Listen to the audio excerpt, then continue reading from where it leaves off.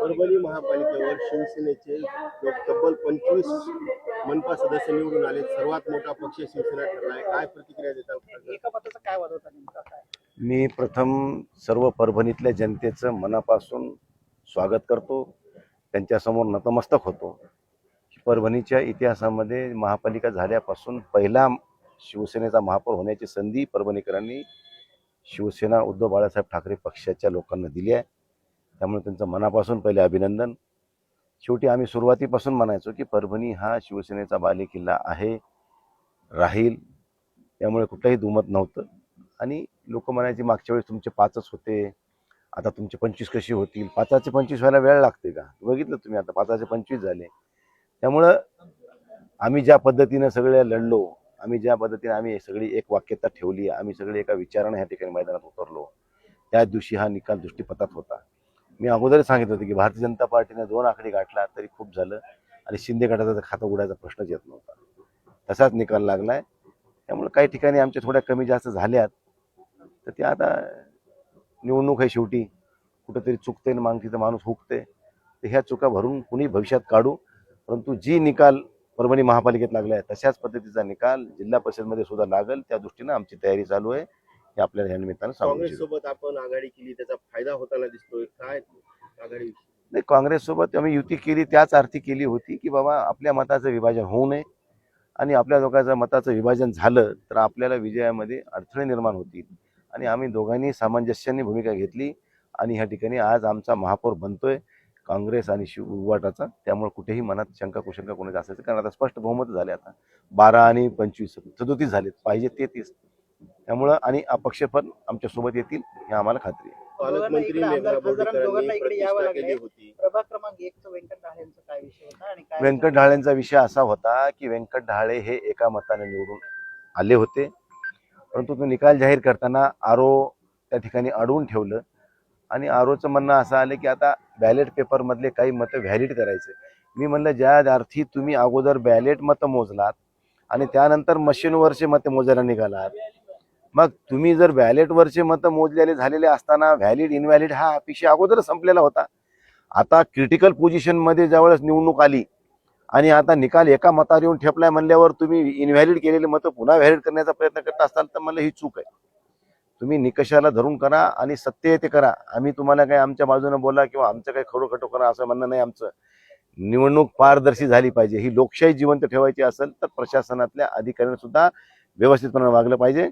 आणि ह्या ठिकाणचे आरो म्हणण्यापेक्षा ह्या ठिकाणचे जे काही ऑब्झर्वर होती त्यांच्या निदर्शनास आम्ही ह्या गोष्टी आणून दिल्या आणि त्यानंतर ऑब्झर्वरने जाऊन वस्तुस्थिती पाहिल्यानंतर आता निकाल जाहीर केलाय. मी ऑब्झर्वर असतील, आरो असतील, सर्व जनतेचे अधिकाऱ्यांचे मनापासून स्वागत करतो.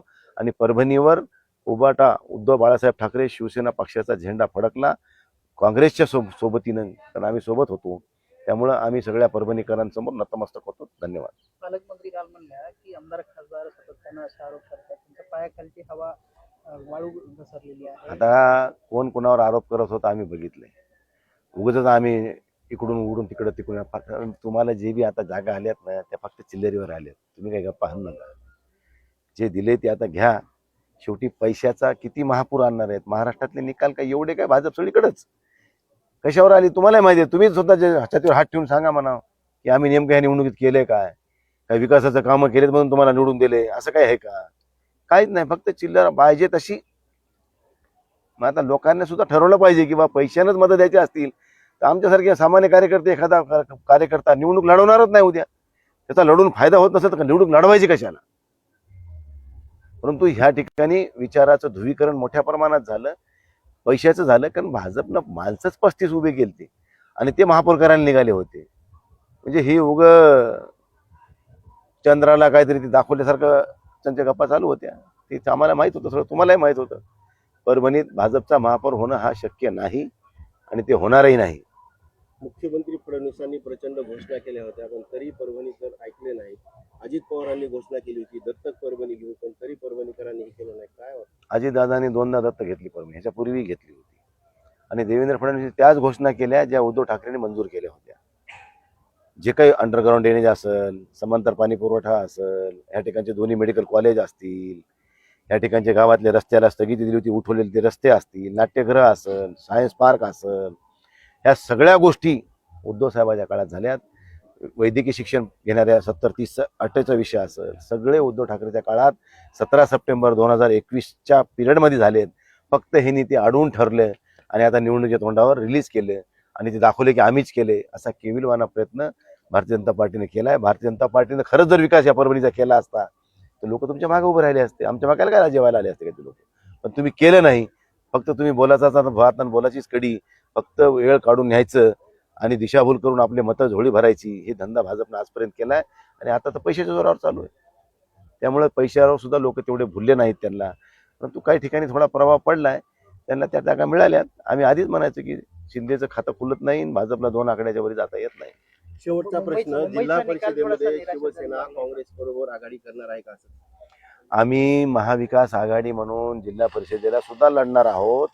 यामध्ये कुठेही मनात कोणाच्या शंका कुशंका असण्याचं कारण नाही आहे.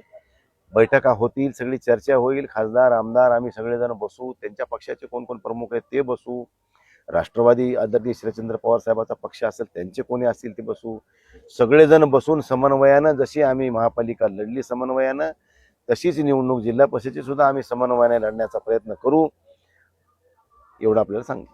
महापालिकेचा, मुंबई महापालिकेचा निर्णय जो निकाल जो लागला त्यावर काय प्रतिक्रिया असेल? थोडासा निराशाजनक. आता ती सगळी मुस्कटदाबी आहे. तुम्ही बघताय सगळीकडे पैशाचा पाऊस, शासकीय यंत्रणेचा पाऊस. आता बघा, आम्ही इथं खासदार आमदार येऊन इथल्या ऑब्झर्व्हरवर विनंती केली नसती, सगळी वस्तुस्थिती पडताळणी केली नसती, इतक्या वेळ त्यांनी निकाल जाहीर करून टाकला असता, आमचा पडला असता आणि त्यांचा निवडून आला असता. त्यामुळे सगळं काही ह्यांचंच चाललंय ना, छोट्या छोट्या गोष्टी सुद्धा. त्यामुळं हे सगळं बघण्याची गरज आहे. निवडणूक ही लोकशाहीच्या पद्धतीनं व्हावी, लोकशाही मार्गानं व्हावी. हार जीत ही अपेक्षित असते. मैदानात उतरलाय कुस्ती खेळायला पैलवान, एक जिंकणारं एक हारणारं हे सत्य आहे. परंतु जिंकायसाठी काही करायचं, कुठल्याही थराला जायचं, यापूर्वी कधी नव्हतं. एवढी भाजपची भूक असेल मला कधी वाटलं नाही.